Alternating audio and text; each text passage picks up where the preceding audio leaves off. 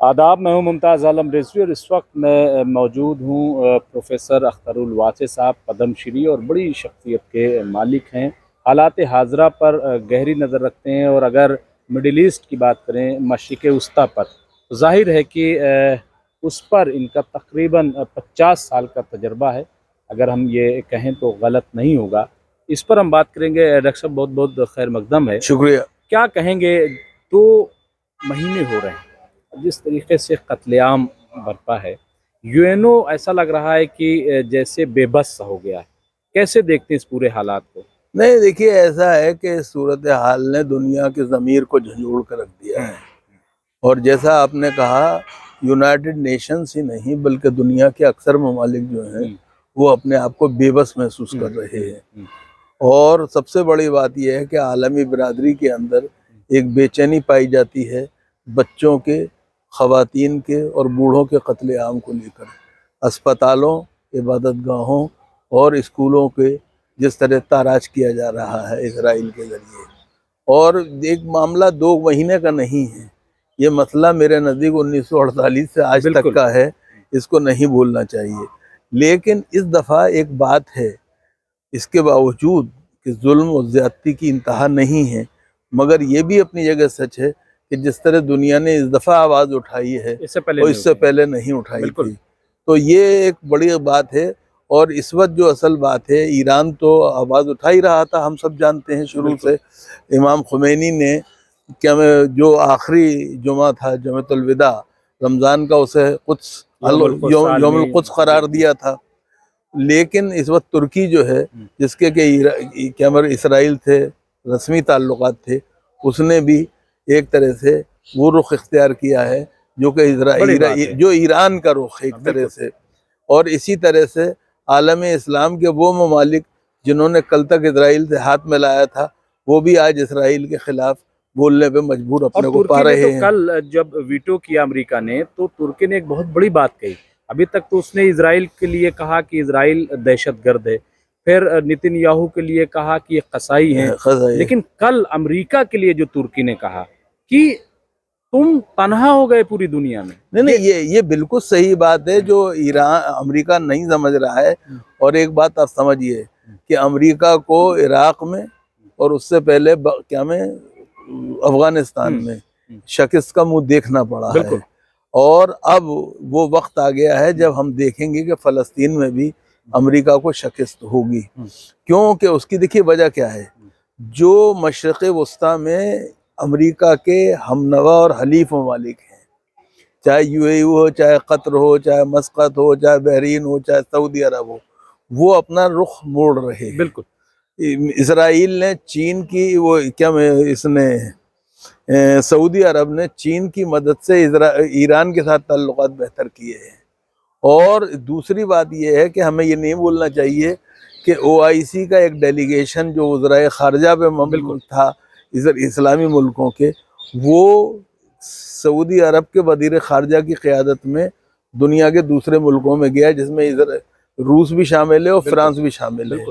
تو یہ بہت بڑی بات ہے، اور امریکہ کو یہ سمجھنا چاہیے کہ وہ جو کھیل کھیل رہا ہے اس میں وہ کامیاب ہونے والا نہیں ہے۔ کیونکہ وجہ یہ اور نہیں، خود امریکہ کو بھی اس کا احساس ہے۔ اسی لیے جو بائیڈن نے جو یہودی دہشت گرد ہیں ان پہ ویزا کی پابندی لگا دی ہے۔ بالکل یہ بہت دلچسپ بات ہے، ایک طرف ویٹو کر رہے ہیں ہم، دوسری طرف یہودی دہشت گردوں پہ کی موجودگی کو یقینی بتاتے ہوئے ان کا ویزا بین کر رہے ہیں۔ تو پھر آپ کس طرح سے حماس کو خالی دہشت گرد کہہ سکتے ہیں؟ جو اصل سوال یہ ہے، اور اصل مسئلہ یہ ہے کہ حماس کی لڑائی یہ نہیں ہے، یہ فلسطینیوں کے حقوق کی لڑائی ہے۔ بالکل اس بات کو ہمیں سمجھنا چاہیے۔ اسے حماس کا رخ دے کے ہم ایک طرح سے دنیا کو گمراہ کرنا چاہتے ہیں، جس کے لیے دنیا تیار نہیں ہے۔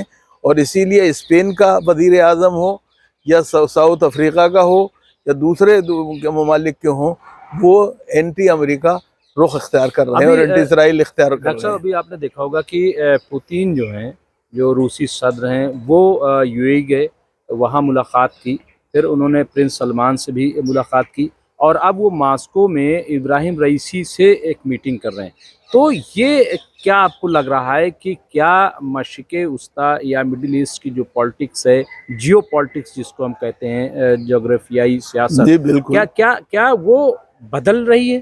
نہیں وہ تو بدل ہی رہی ہے. دیکھیے وہ اسی دن بدل گئی تھی جس دن کے سعودی عرب نے ایران سے تعلقات بحال کیے تھے چین کی مدد سے. اور ایک بات آپ سمجھیے کہ روس اور چین امریکہ کے لیے اس پورے خطے میں نہیں دنیا کے اندر ایک چیلنج بنے ہوئے ہیں. بالکل. تو اب ان ملکوں میں پوتن کا جانا جو ہے اور ان کی ایک طرح سے خیر سگالی کا دورہ ہے، لیکن خیر مقدم جس طرح کیا گیا ہے وہ غیر معمولی ہے، غیر معمولی ہے. اور ہمیں یہ ماننا چاہیے کہ یو اے ای جو ہے وہ ملک ہے کہ جس نے کہ امریکہ کے کہنے پر اسرائیل سے تعلقات قائم کیے تھے. لیکن آج جو دلچسپ بات ہے، سب سے پہلے اسلامی دنیا میں مصر نے تعلقات قائم کیے تھے، لیکن آج مصر ہی غزہ کے لیے دروازے کھول رہا ہے ریلیف کے. تو یہ بنیادی طور پر سمجھنے والی بات ہے. ایک بات اور میں امریکہ کے حامیوں سے ایک بات کہنا چاہتا ہوں، دنیا میں ہر بڑی طاقت کا زوال جنگوں میں غیر معمولی طور پہ اپنے وسائل کو ڈال دینے کی وجہ سے ہوتا ہے. اور یہ خیال رکھنا چاہیے سوویت یونین جو تھا اور بلاک جو تھا وہ اسی لیے ٹوٹا کہ اس نے بلا وجہ افغانستان میں اور دوسری جگہوں پہ غیر معمولی خرچہ کیا تھا دفاعی امور کے اوپر. امریکہ کو یہ غلطی نہیں کرنی چاہیے. اور دوسری چیز یہ کہ جب پوتن گئے تو ظاہر ہے کہ پوتن یہ تو کہنے نہیں گئے کہ آپ امریکہ سے اور دوستی مضبوط کر لیجیے. یہ ظاہر ہے وہ اپنی جگہ بنانے گئے ہیں، اپنی جگہ بنانے گئے ہیں. بھائی آپ سب سے بڑی بات یہ ہے نا، اس بات کو نہیں بھولنا چاہیے کہ وہ اپنی جگہ ہی نہیں بنا رہے ہیں، بلکہ ایک بات سنیے، اسرائیل کے سلسلے میں ان کا جو موقف ہے اس کے ساتھ گئے ہیں وہ. اور وہ موقف کیا ہے؟ وہ اسرائیل خلاف ہے، امریکہ کے خلاف ہے.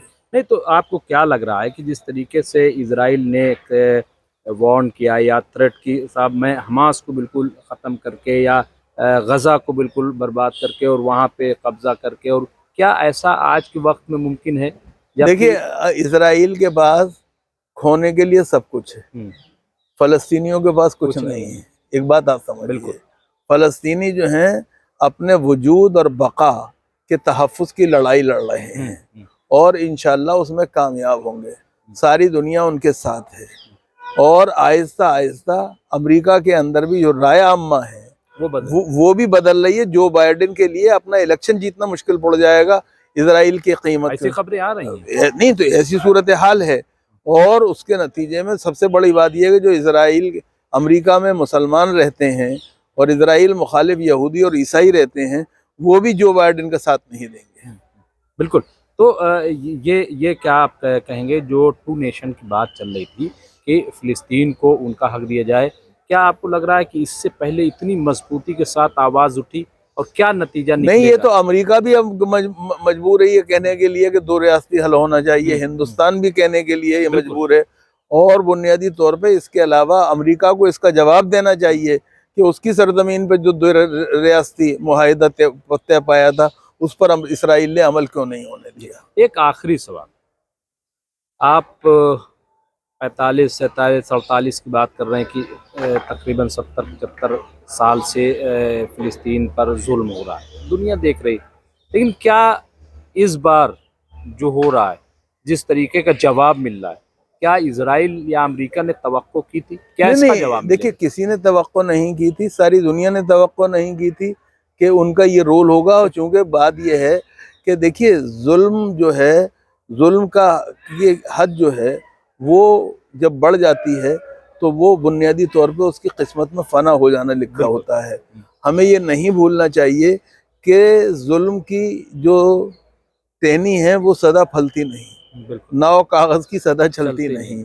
ایک بات سمجھنی چاہیے. دوسری بات اور سمجھنی چاہیے، میں امریکہ اور یورپ کے ان ممالک کی بے شرمی پہ شرمسار ہوں جو یہ مانتے ہیں کہ سیکولر اسٹیٹس ہونی چاہیے.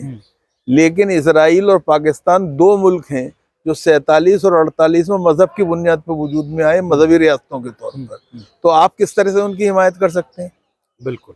تو بہت بہت شکریہ. نہیں، آپ کی عنایت، آپ کا کرم. جی تو یہ تھے پروفیسر اختر الواسع صاحب جو فلسطین اور اسرائیل کے حوالے سے گفتگو کر رہے تھے، اور ان کی گفتگو سے یہ اندازہ ہو رہا ہے کہ پوری دنیا اس وقت یہی چاہتی ہے کہ ٹو نیشن پر کام ہو، اور جو پہلے فلسطینیوں جنگ کا بندی ہو، پہلے جنگ بندی ہو، اور پھر دو جو نیشن، فلسطینیوں دو کا ریاستی دو ریاستی حل حل جو جو ہے وہ اس کو ہو، ممکن کر اور دکھایا اس جائے۔ کو ممکن ہو اور اس کا نفاذ عمل میں لایا جائے۔ بہرحال کیا ہوگا ہم آپ کو اپڈیٹ کرتے رہیں گے۔ بہت بہت شکریہ۔